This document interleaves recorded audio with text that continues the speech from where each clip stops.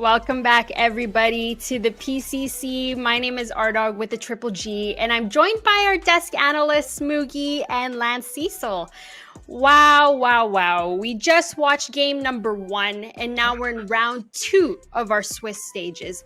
Both of the teams we'll be watching for game number 2 are currently 1-0. Moogie, it's going to be DLAB versus Indecisive. We just watched Indecisive and how they were able to just really dominate game number 1 against Jumping Jacks. But this time around, they're going against Dirty Lake and the boys. What do we know about Indecisive so far, Mugiwawa? Well, first, I can't wait to watch that game because 6 of the players in that matches were in the finals of PCC 6.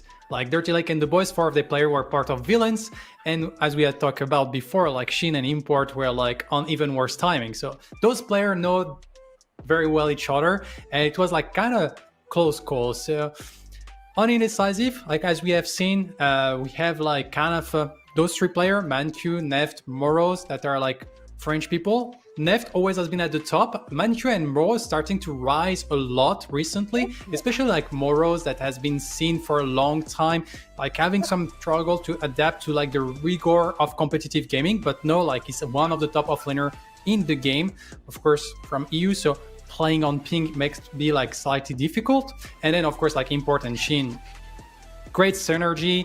They always dominated so many times on even worse timing. They win multiple PCC event in the past, so they're really a force to be reckoned with.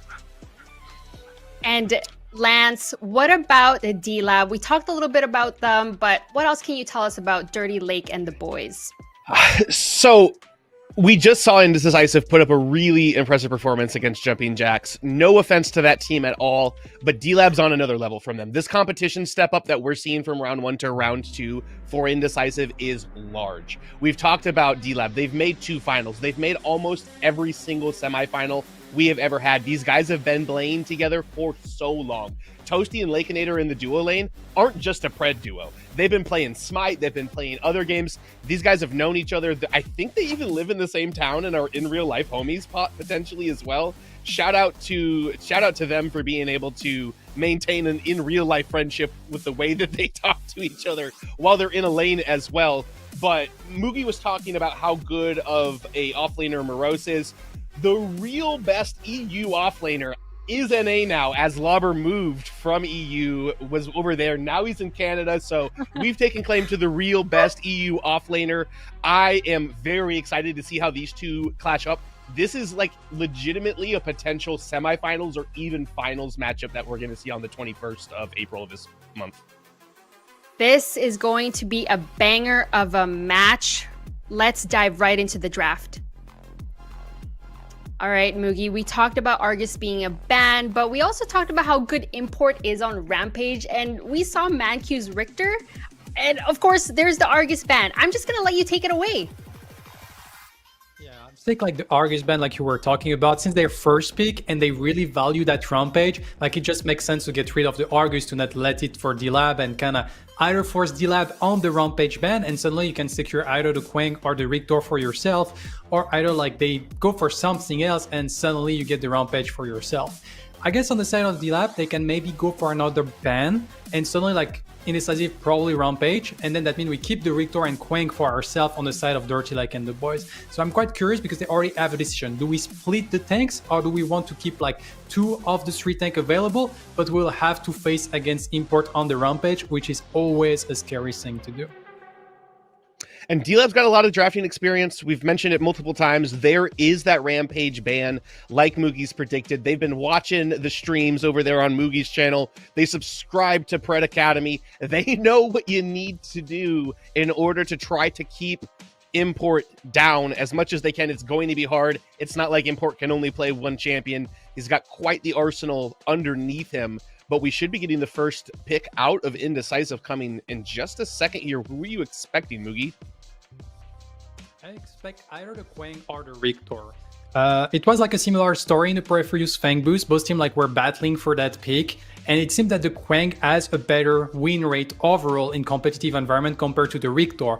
But this Rictor is always that wild card that if you hit your hooks, you just dominate. If you don't hit your hooks, suddenly you're not really useful as a character. And maybe since like Mancu played very well on the Rictor previous match, like they want to repeat that again. But I feel like the Quang is a safer option, and they completely go for something else, and that's the Bellica. So they accept to probably leave both the Quang and the Rictor to the enemy team of Dirty and the boys, or maybe that's what they want to force them. And okay, they're just like throwing me through loops here with like the Drongo first pick. I wasn't expecting a Drongo first pick. I guess probably like it's like teams don't want to play against the Drongo or with the Drongo. I feel like it's a bit early, but I'm happy to see the meta evolve and teams like going for something else. So I will have probably like to adapt what I know and just like take it completely new. Just waiting for the second pick on the side of Dirty Lake and the boys, and we'll see what happens. Big faith into Lakeinator here. First lock in that ADC. I will say, other than like maybe lock-in and Wraith at this point, Drongo is probably the safest blind pick ADC. Has a lot of stuff available in his kit. Some self-peel, the silence. Not a whole lot of like matchups that he gets hard stomped into. It's not like they like picked Sparrow first round or anything, but it looks like they're going to complement it with the Zarus as well. I like Zarus a lot because in early drafts, I like flexibility in my picks. Zarus can even play support if you're feeling spicy enough. I know Toasty can play that, but Zarus can offlane, he can jungle, he can kind of support, so maybe a little bit of hidden here. Same way with Indecisive with the Bellica, she can also go to 2 different roles. And I feel like here we're going for that Drongo. Pretty strong pick for Lakeinator. Zarus, once again, I assume it's kind of targeting towards like Moros. You take like a strong pick for yourself, and of course you remove that pick from the hero pool of Moros. Rictor is still open. Here, Rictor with Bellica can be like a very deadly combo, but that's also a combo that is very easy to chase down if they're not like big enough, because that's 2 characters that, true, they have a lot of CC, but if they don't manage to kill people on that CC, suddenly they can't get away. So that could be like a risk, but we see the Quang Rictor. So here Indecisive was ready to offer the Quang Rictor to Dirty Lake and the boys, and they say, okay, you're not taking them, we're gonna pick them for ourselves. I think Indecisive get like definitely surprised by what Dirty Lake and the boys has done, like I was. But here they're just gonna say like, we know those picks are strong, there is no reason it's not working again. Maybe they have a strategy on the side of Dirty Lake and the boys, but I don't feel like it's like strong enough to beat like the strengths of those frontline when only Steel remains on the other side. Maybe Sevrog though, of course, Lover like a very proficient Sevrog, so maybe we will see a resurgence of that pick, I wonder. It is interesting. If I were to list out like champions that I think are to be prioed in a draft, the band Argus I would go to. I might throw Wraith in there, although I might be a little uneducated about it. But Bellica, Quang, and Rictor would be my next 3. And I feel like Indecisive is running away with this draft so far. We do see the Gideon come through for DLAB. That's going to be the Appy picker himself on it, who is now back in mid lane. As we've mentioned before, they picked up North to be their jungler now. So a lot of roaming potential for Appy picker on this Gideon. Gonna try to get some big black holes up on top of all of them, maybe with a silence field underneath the enemy team to keep Quang from dashing out or Rictor from pulling him in there too. But it's going to be interesting to see how this comes through as the next round of bans come through. We should get the one from, I believe, Indecisive next. What are you expecting to see banned, Moogie? Well, here, I guess probably like either we ban a jungler or an offlaner. We try to, or no, probably a support actually, like to just limit the option of Dirty Lake and the boys. Toasty is very proficient on the Decker, for instance, but maybe they're looking also for the Zarus support. I know that Toasty has practiced a little bit with that pick, so maybe they try like to throw a curveball here. On the side of Dirty Lake and the boys, I expect to see like a targeted ban towards the carry, and as we see Indecisive banning the Decker here, they don't want Toasty on the Decker. That could be well with the Drongo. I felt like the Decker could also like have worked well on the side of Indecisive, but since it's a DLAB pick, it probably like won't happen towards like their side, like the Decker would have been picked before, and they kind of want to limit like that like support pool, and probably that means that this Bellica has like Bellica is still flex, but I feel like on the side of Indecisive, they can have like either a very strong like Bellica support and they pick something else on mid, as we have seen like Howitzer. Like against Gideon it's a little bit complicated, but there is other option.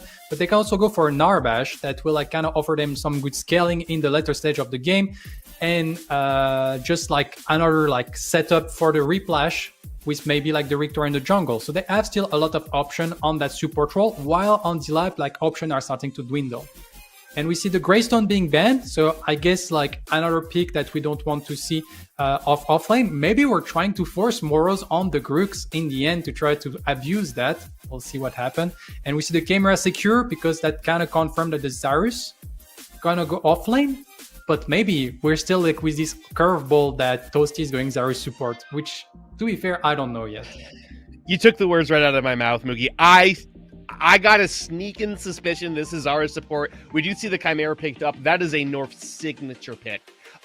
We did mention North being picked up. I don't know if it's been mentioned before, but North is a former PCC MVP. He's got a belt sitting in his mantle at home that says it itself. Was in the offlane for that, but has been kind of known as a jungler outside of that. We should have the next 2 picks coming through that will round out the team comp for Indecisive, give DLAB the opportunity to make a potential counter pick, and we see the Crux and the Murdoch, so we're going to get the Crux Morose.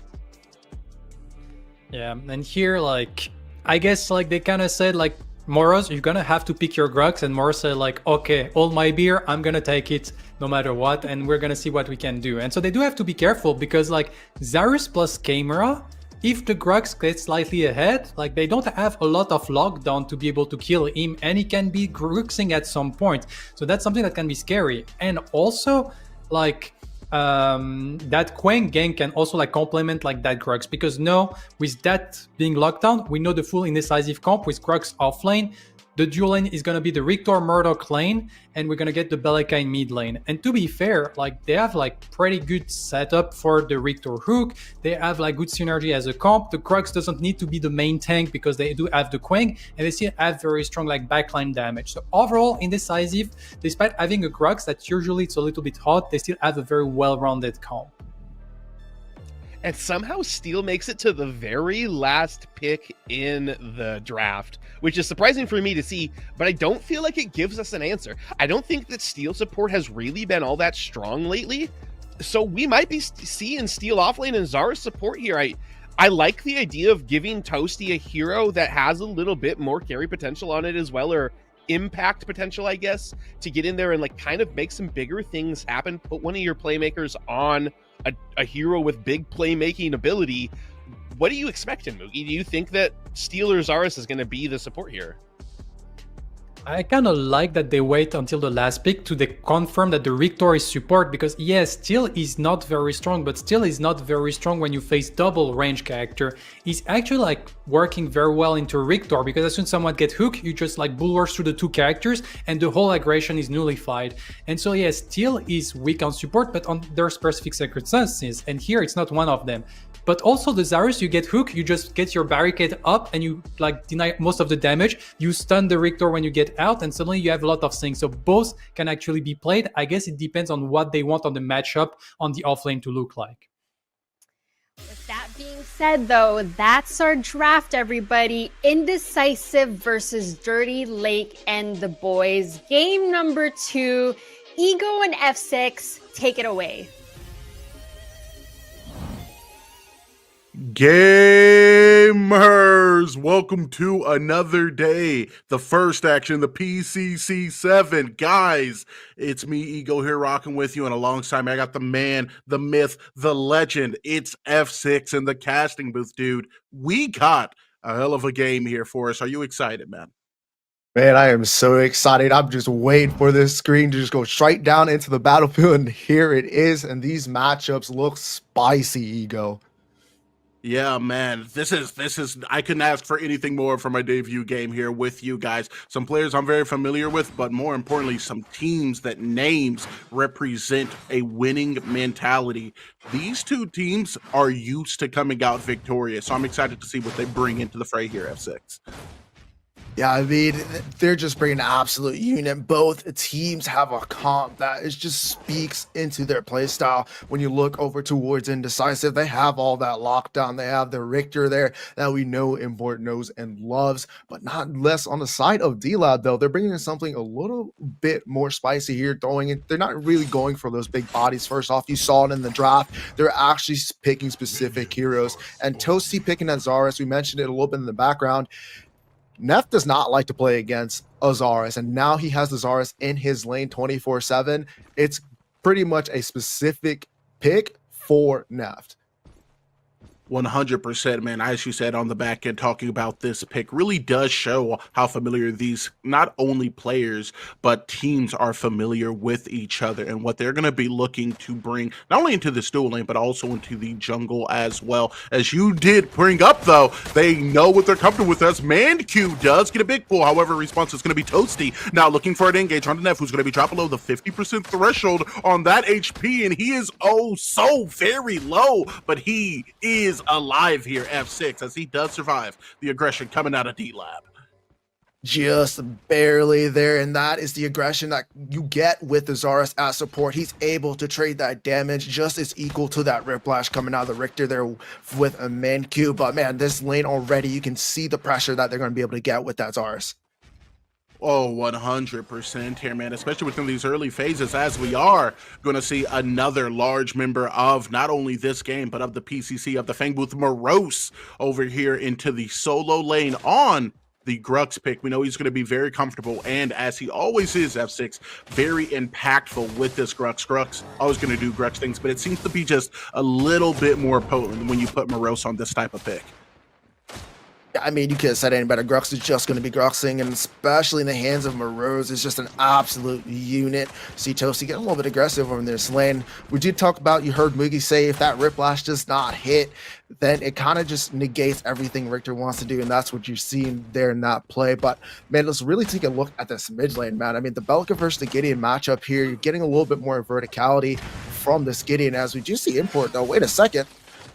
Oh, man, the Tether is going to come up. We're actually going to be able to reset this Gideon back into the mid lane. That's going to make the damage transition pretty good. We do know that Sasuke's ult is going to be online, but it's not going to be enough to be able to lock down the Gideon, as Shin is going to be forced to utilize a blink to get a disengage. But North on this pick, on this Chimera, is looking for more, as we are going to see the tower dive. But in response, the seismic assault is going to save the life of his teammate, as decisively make a play under the tier 1 tower. Oh my word, there you thought he was going to get it, but Shin with a peel, just great communication. But Abby Bigger says not done yet. They go back and leap, but Norv, oh my! Maybe a little bit greedy there, as they do go for Shin underneath that tower, but prepared with a combination of spacing and also CC that Belka has in her kit, are going to be able to get a little bit of an Uno reverse and lock down a kill for themselves, F6. It's going to be 2-0 in favor of some previous PCC champions already, as Indecisive take the reins of this game early on. And they're just doing absolutely everything right. You're thinking DLAB just has these plays, but they're just making a couple mistakes. That was a tower dive. 4 minutes in, definitely a trap card was applied there for the side of Indecisive, and North fell straight into it. But that first blood, I want to kind of bring back to it. It wasn't on screen, but Neff was able to get the first blood on Toasty, or on Lakeinator in that lane, and that is not a good start for them. They do not want Neff to get big in this game. Oh, man. I mean, we just saw it right in the previous game. Neft, absolutely fierce, extremely impactful. And if you do give him the tools he needs, a little bit of gold, a little bit of pressure, he is so capable of just being able to take over a game. And that first kill, not the biggest thing in the world, but it does definitely lend itself to him getting a little bit of momentum and a little bit of advantage here, sub 5 minutes into this game, F6. Could not agree with you more, and that is the key word for this match here. Is going to be momentum. Whoever can have it, whoever's going to be able to use it and kind of just thrive inside of it and just be able to get this game into the winning section to move on to the round 3 just with one more win, is going to be absolutely in a great position.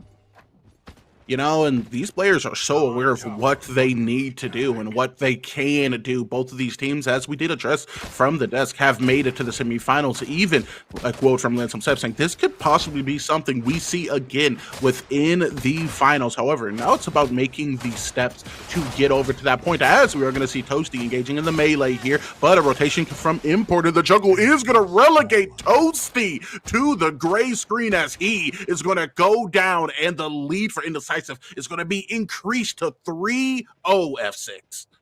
Man, you're just hoping DLAB was going to be putting on a better spirits when it comes down to this early game, but Import right now is just able to get a lot of pressure. You saw him already in the mid lane, now you see him over inside this duo lane, and that is why we consider him the #1 jungler. He's just so impactful, and when he's on this Indecisive team, he has a lot of other strong members, and it just cleans up everything that they need to do.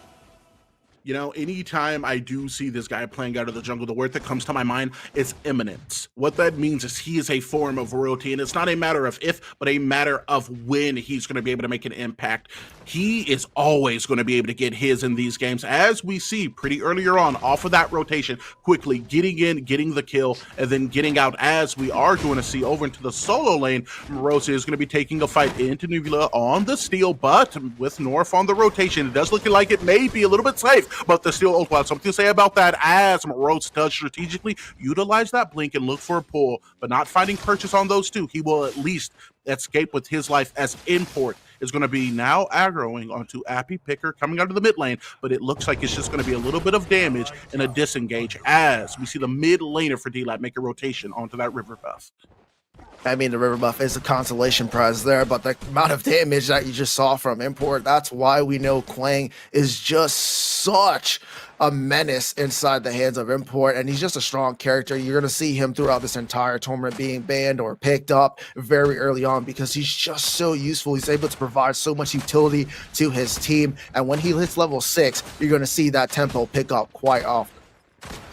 100%, man, and level 6 is kind of a point into the game where you can kind of feel the shoulders kind of relax back. Sometimes a little bit of first touch blues, wondering what you can or cannot get, as we do see Man-Q does get the Riplash. Lakeinator here is going to be forced into a situation where he needs to scramble, while Toasty is going to be looking to get some degree of appeal for him, but it may not be enough, as Man-Q is walking the man down. Lakeinator finds himself in a situation where he is drowning in the last place he sees. It is going to be the Man-Q who continues to compound and extend the lead that Indecisive has here.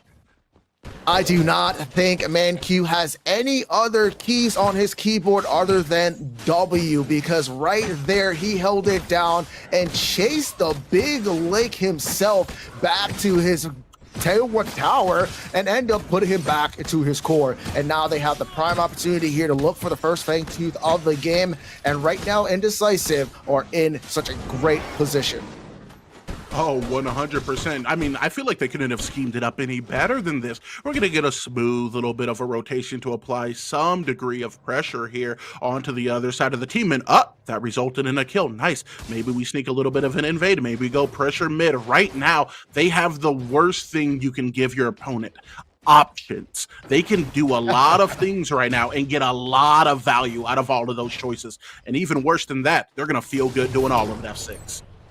100% there. I could not agree with you any more. When we look over to this offlane, something I want to point out too, but hold on a second. Import is just in everywhere he needs to be. Getting a little bit of poke there on Appy Picker, but inside that offlane, you would think this steel would be able to handle a little bit more of that Gruffs, but the damage that he's able to output through Gruffs just allows him to win lane. And when he starts to rotate over as well Gruffs, it's going to be a pretty big fight. Oh man, and that's going to be the Coliseum here being utilized. It is now going to force the blink out here for Shin, as we do see not one, not two, but 4 members of DLAB making a rotation over towards the mid lane, looking to just get a little bit of pressure established on their own here. However, waiting in the wings is going to be Import in case they are looking to make a play onto this mini Prime. Morose just about as low as his competition within the Uvula on this steal, but nonetheless, it does look like DLAB want this mini primer. We're going to see a compounding of the other team making their way towards it.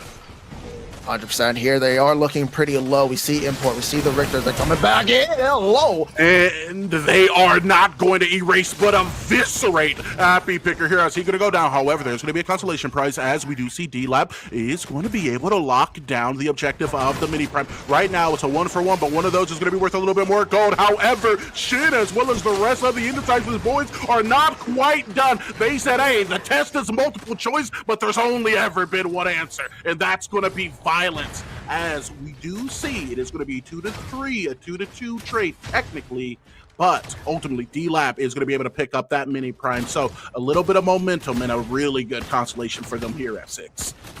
Yeah, I mean, you would think like, oh man, we get that neutral objective, right? It's something for us. But look at Naft, he's over on the opposite side. He was able to get a lot of farm there. You saw that global ultimate, the long arm of the law there coming in handy, able to pick up a kill. They're able to close in and just be able to pick up there. Yes, they get the mini orb prime, but really, do you get too much from that but a death screen? Oh man, you get a little bit of something, but that dev screen is going to be the primary, and you able to catch things, F6, that I often do miss. That long arm of the law reminds me of 80 songs. They fought the law, and I mean, the law won, and with the lead, with the Fangtooth, and the kill differential that they have, it very much so looks like that may be the case going in throughout this now mid-game, as we're going to be marching our way towards about the 12-minute mark. F6, I'm going to kind of get in your brain here a little bit. Very experienced with the PCC scene, but even more so, very experienced with some of these players and their tendencies. What does DLAB need to do to hop in the driver's seat and get a commanding lead back onto Indecisive after they so decisively within the early game established themselves? It may have to wait though, as we are going to see ManQ catch a fair bit of CC. North now on the engage underneath the tower. It's going to be followed up here by Toasty as Lakenator. It's going to be able to get the kill onto ManQ. Hey, I asked the question and they may have just answered it there, F6. They indeed answered it there. I was going to say exactly what they need to do, and they did it before we even said it, right? They were able to utilize the bigger rotation. They have a better team by there because they want to get these picks off. They're able to use that Coliseum. They're able to use the call of the call, but Import says he's actually trying to get a piece of Appy himself, but that was the combination they needed. They were able to get their CC off, and with a little bit of the black hole slowing them there, that was really the big moment. They were able to force the blink early on ManQ to able to secure that kill inside that tier 1 tower. 100%, and despite using a little bit of their resources, those things have timers. What doesn't is the gold that they got into their pocket from being able to pick them up, and also the mentality effect that it is going to be able to have on this team as they've started to kind of slowly crawl back and close what was a larger kill gap just 1 or 2 minutes earlier. And as we do see both of these neutral objectives going down, I do have to assume F6, we may see both of these teams kind of relax for a little bit and get their CS up as they scale themselves into the mid game. I mean, that's their best option, right? They're going to need to, especially on the side of DLAB, to get a little bit more farm underneath their belt, because we do see the second Fangtooth of the game approaching, and that timer is ticking down. We see the Morose actually took his recall, the Steel took his recall, and they're going to get into this fight.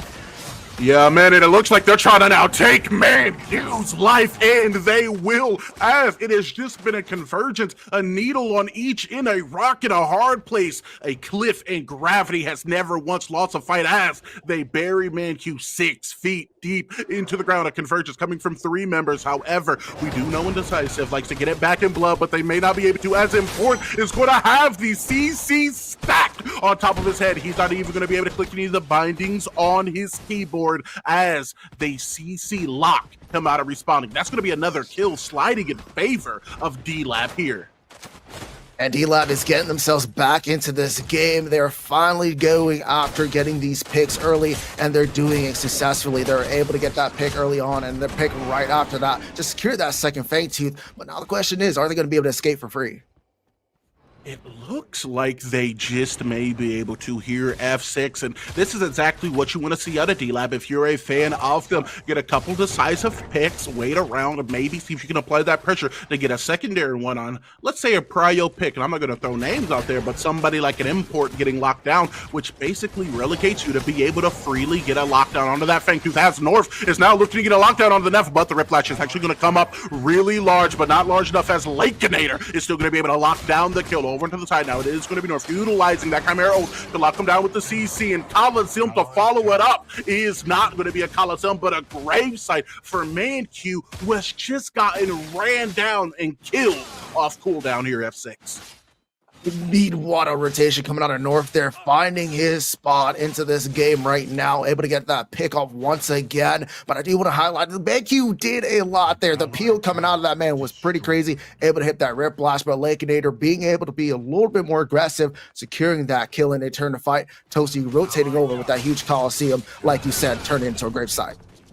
Yes, sir. Now it looks like Import is going to try to stop some of this deficit from what has been a 5-0 kill run that has swung in favor of DLAB, able to even up not only that Fangtooth, but also the kill 7-7 here. This game is being played on a knife's edge here at F6, and anytime one team makes a mistake, the other team is immediately capitalizing on it. You said it earlier, the word of the day, momentum, that mysterious 6 teammate that you don't see on the roster, but is always present for the best teams. And right now, it looks like DLAB is trying to get it traded over to them.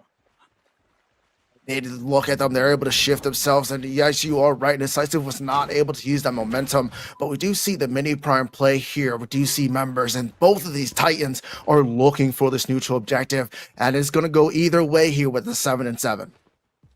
Yes, sir. Now we're going to get a little bit of a grouping. Both teams just testing out the waters. However, North has always been the type to dive in, as we do see he gets that ambush. Engage over to the side, though. It is now going to be Grux looking to play the space, but on the back, Import is going to get exported to the depth screen, and immediately off the backbone of it, we're going to see not 1 or 2, but 3 members make a rotation onto the mini prime. While over onto the backline, it's going to be Appy Picker looking to get some derivative value, but instead he is going to get killed here as ManQ, the man, the legend, is going to be able to get another huge Richter pull, at least making it a 1-for-2 trade, despite the fact that it looks like there may have been a big swing on that objective, F6. Yeah, man, you see the pull, they're able to get the skewer, but now you see Nivula here, and the rotation from Tosi to be able to understand he's able to lock down this kill and apply that Coliseum, and what you don't want is Azaris as a support getting those stacks. Yeah, man, that is the last thing you want, but Morose over into the solo lane wanted that kill, and he did get it. North, excellent game sense, is going to be looking for a back to reset, spend a little bit of its gold, and just overall grow himself into that mid streaming towards late game. But it looks like the cost may be this tower, but we do see some reinforcements in the form of a Gideon as well as North on this Chimera, making a rotation towards it. I wonder, F6, if they get this kill potentially here, and it looks like they're going to be looking for it at the very least. However, some of the damage a little bit offline, but North online and very present is going to be able to close the gap here onto Morose, and is going to be able to lock down another kill. North coming up big here as DLAB sees the kill lead at 18 minutes. Great pickup there coming out of DLAB. As you see, they're taking their momentum and just keep pushing it. Their foot is completely on this pedal, and I don't think they're going to let up anytime soon. A little bit of an overkill there coming out of North, using the call of the call there on the 1 HP of Morose Garux, but still nonetheless a kill is a kill. Next objective, though, the third Fangtooth. We've just been seeing so much action that the Fangtooth is actually getting ready to spawn again, and this is a key objective. It's going to propel either team to put themselves on the board for the third Fangtooth a little bit closer when they go for that bigger Fangtooth, the primordial Fangtooth. You know, I couldn't have said it any better myself there, F6. These players have kept this game action-packed, and with some of the conversations that I've had specifically with the juggler North, I know a lot of his mentality can circle the wrong way. You can't farm yourself to the mid game if you're stuck into the gray screen. The ultimate strategy in being able to reduce the amount of time that the other team can focus on their economy, as we are going to see DLAB and the rest of the squad, Appy Pick and Avula, Toasty, all circling around this objective, but very aware it is going to be indecisive. And I, no pun intended, feel like they have to be decisive in this engagement. They have a lot of tools that can help them lock down 1 or 2 members. That CC stack crucial to them getting picks. But within this 5v5, F6, what do you think they need to do on this engage to decisively make it a win?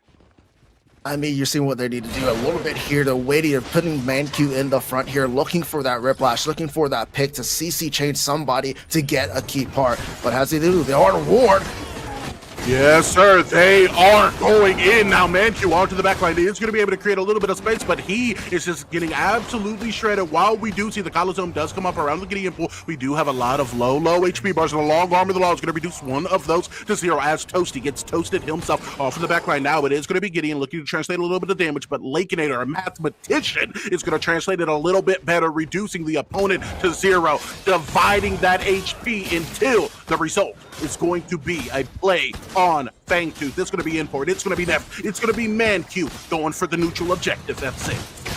Yeah, this is gonna be good for them. They're shifting that momentum back into their favor. Look at this instant replay. The flash coming in here, and then Nivel in the background, but North gets picked up. Nefty was not scared there, and that's just a huge 2 kills that he was able to get in that fight. But it all started off with the Man-Q flash. Richter into a triple skewer and set his team up for the rest, and they just did not understand there were an award there, and that's really, I think, the key factor was that one single ward gave them all the information they needed to set that engagement up.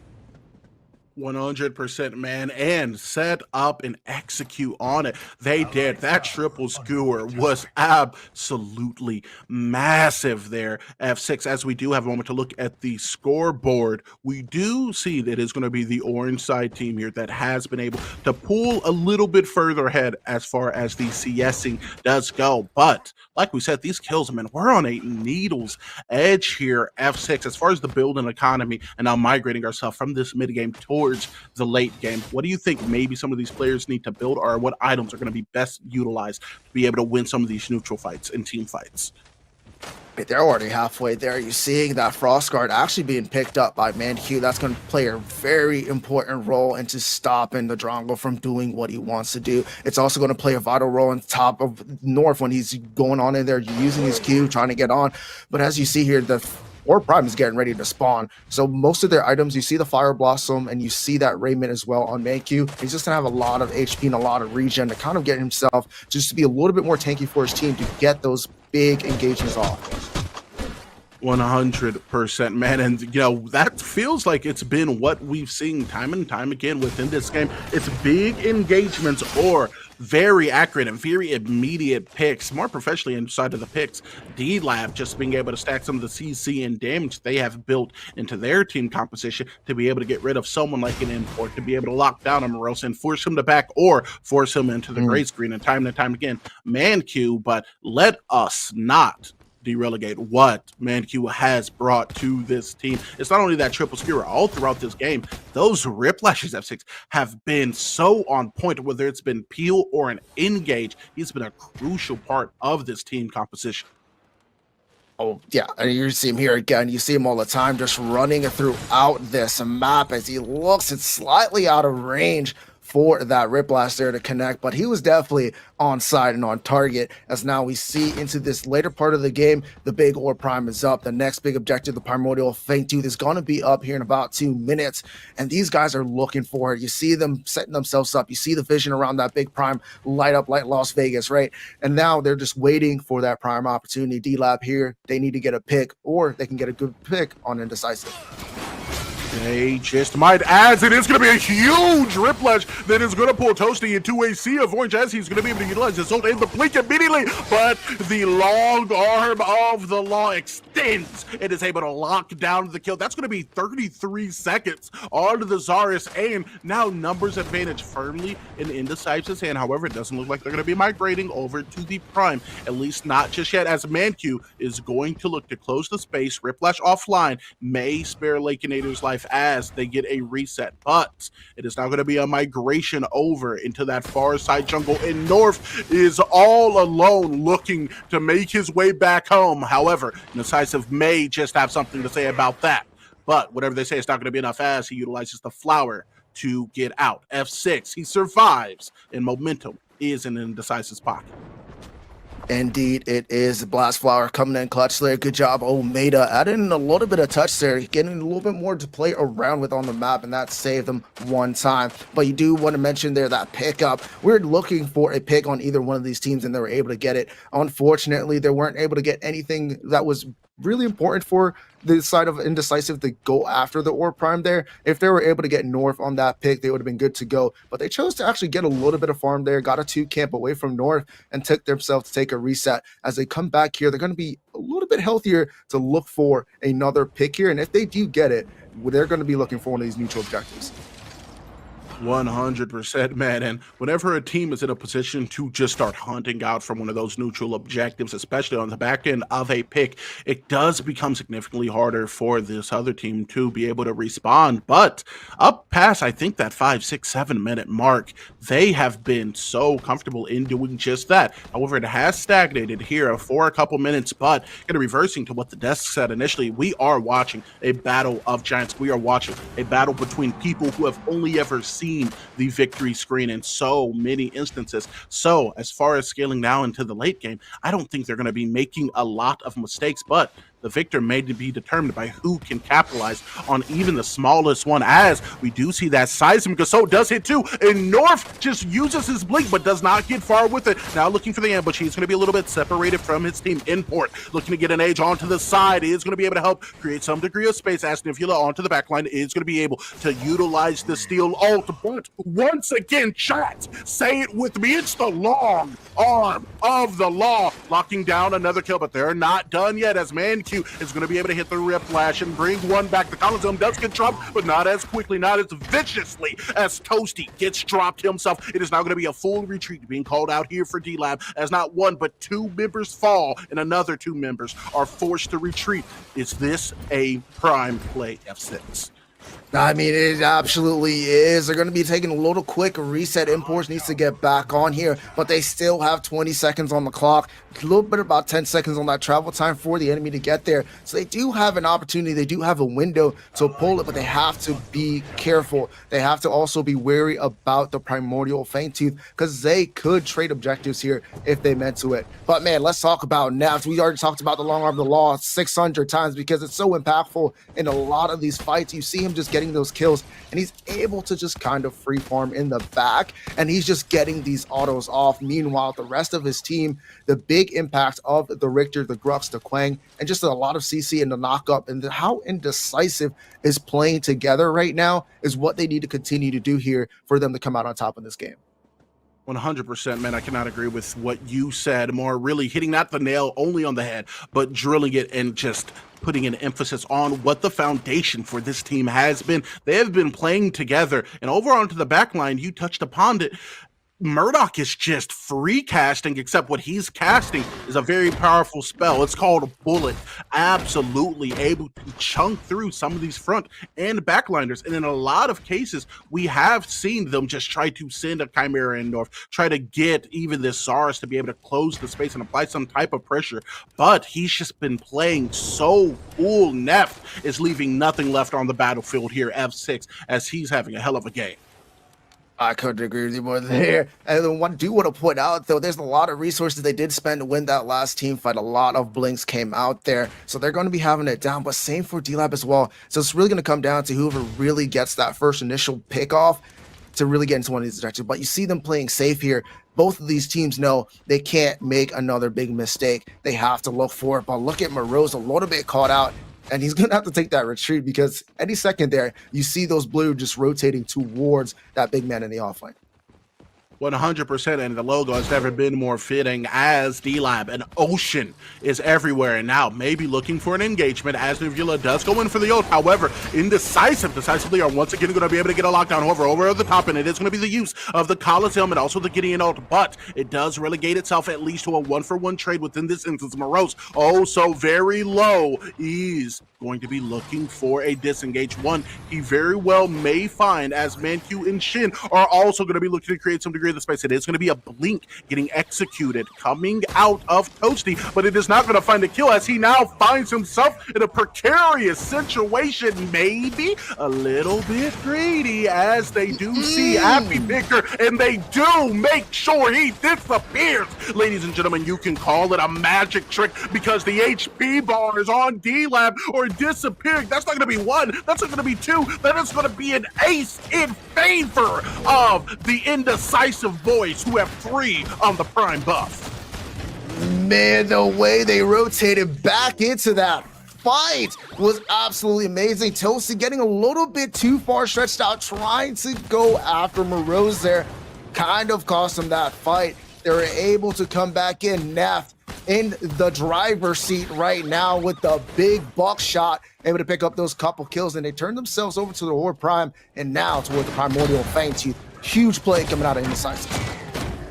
Dude, absolutely massive indecisive having 2 members down there. It's not even going to be able to lock down the orb, but now they're going to be able to get this primal, this Fangtooth is easily going to be able to go into their pocket, and it feels like every single time DLAB gets a little bit of momentum, they get a little bit of fire. We see Indecisive onto the other team say, hey, you want the smoke, well, call me the chimney, and they just respond with such ferocity, with such viciousness and accuracy. They are just playing their best ball right now. As F6, we may be making our way towards a definitive and decisive team fight.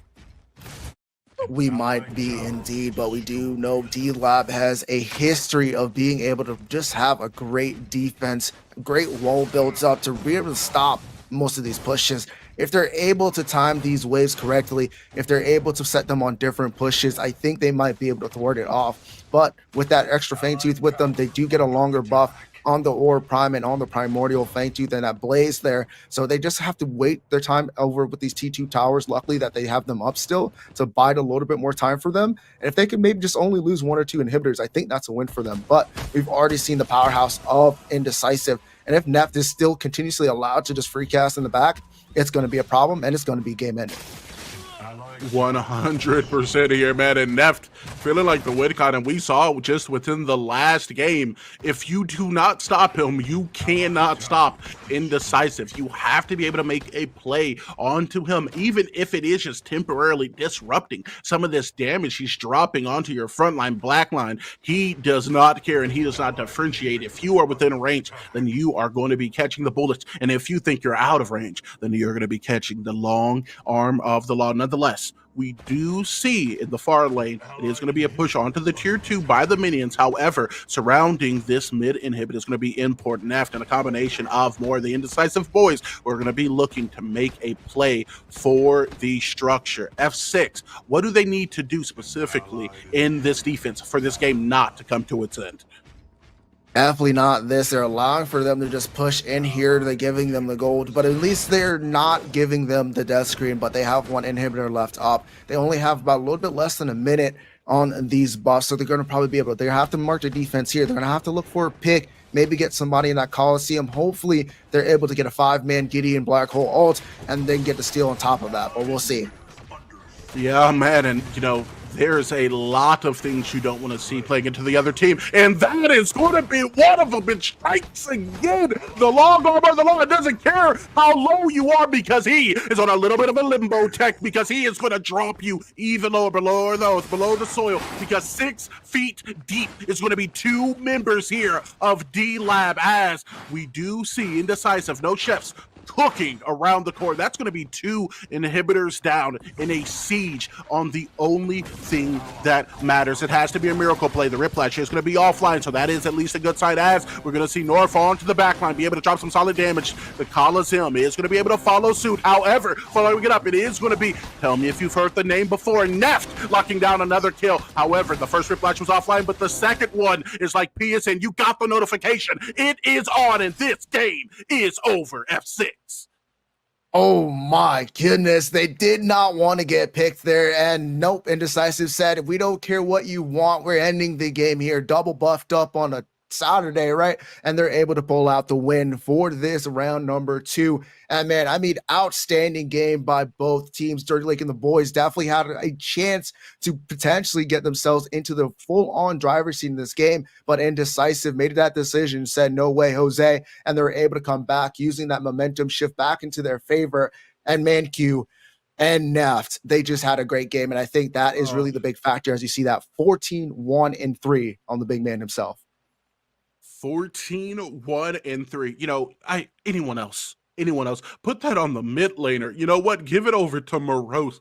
But to carry the Murdoch 328 CS, I'm going to farm my opposition, and I'm also going to farm these minions. So efficient, so very deadly throughout that game. And I mean, I think we may see an emote here coming pretty soon if Neft is able to keep this up. Long arm of the law, just so present and so deadly throughout the entirety of that game, with the setup coming from ManQ, with the rotations of import. They went absolutely nuts within that game.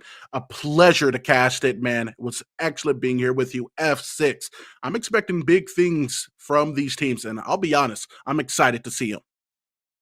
I mean, I'm just excited as you are as well, man. This was a great game here. And if this keeps going on, we know we're going to see both of these teams more than likely more into the future of this tournament. And we can't wait to see more of these battles go on. But I know who really wants to break down this game, and it's definitely the analyst desk.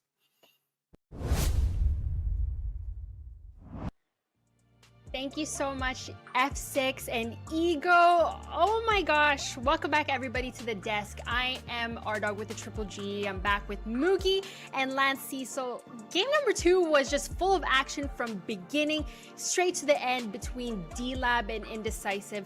From the hooks, the tethers, the boulders, and the long arm of the laws. Moogie, analyze this game for us, please. Well, to be fair, like Dirty Lake and the boys started with something very, very aggressive. They decided to go for an odd curveball on the draft with like that Zarus support, and I kind of like the idea. Despite like Indecisive dominating a little bit the early game, they kind of bring it back with a very heavy dive comp that just like keep jumping in with the Coliseum, the ambush followed by the call, the steel shield slam. Like they have everything to just go into your face, the Gideon Thorn space, and it kind of worked like in the mid game. But also Indecisive is one of the team that is very, very good at adapting, and they had like a very like stacked roster with the Bellica, Rictor, Quang, Neft on the Murdoch, and actually that long arm of the law that you mentioned, like Dirty Lake and the boys did a very good job at surviving the initial aggression, but every time like that laser beam was there to capture them, even though they felt safe, and no Neft was there to capture them. And so suddenly like those team fights started to kind of fall apart, and then this big moment, that team fight that happened around the Ore Prime, when it was like very, very close, and in the end 3 people against 3 people, all low HP, but Indecisive pulls through, team wipe, get Ore Prime, Primal Fangtus, Triple Fangtus, and then the double buff push with Triple Fangtus is too much to handle. Yep, and DLAB just letting Quang and Richter be taken by Indecisive really costed them that game number 2. Instead, they first picked the Drongo and they picked the Zarus instead. But Lance, what else did you notice during game number 2? I think that talking about the draft and what heroes ended up going to which team is the right way to look at this. Like you said, and like we said while we were going over the draft before the game even started, the first 3 picks that came out of Team Indecisive are probably some of the top 4 or 5 picks priority-wise, especially with the Argus being banned as well. And we have to give props to Shin and what he did in there. We've been talking a lot about Neft, but Shin was in control of that mid lane. Appy's a very good player. A lot of people have a lot of respect for Appy and the way that he plays the game. Ends the game, I think it was like 0-4 and something, a little bit of assist, a little bit of KP there. But Shin basically eliminated one of the players of DLAB throughout that game. And although Lake does a good job with that first pick Drongo coming through, getting a decent KDA at one point in the game isn't enough to really carry the rest of the team because of the deficit they were all at against the other members of Indecisive. And unfortunately, it just didn't work out for them in game number 2. But for game number 3, we are actually going to be following Indecisive yet again. It's going to be Indecisive versus the Chefs. Both of these teams are 2-0 right now for round number 3 during our Swiss stage. But while I have your attention, we're still raising funds for our prize pool and the PCC organization as a whole. Type !support in the chat for the GoFundMe link if you like what you're seeing from us, and to support players like Lakeinator, support players like Neft, who dedicate themselves to competitive Predecessor. So far, we've reached the $1,000 incentive goal, and together as a community, we've unlocked the All-Star event. But we still have our benchmark goals for $3,000 and $5,000 mark. Don't go anywhere, everybody. We've got Chefs versus Indecisive for game number 3. We'll be right back.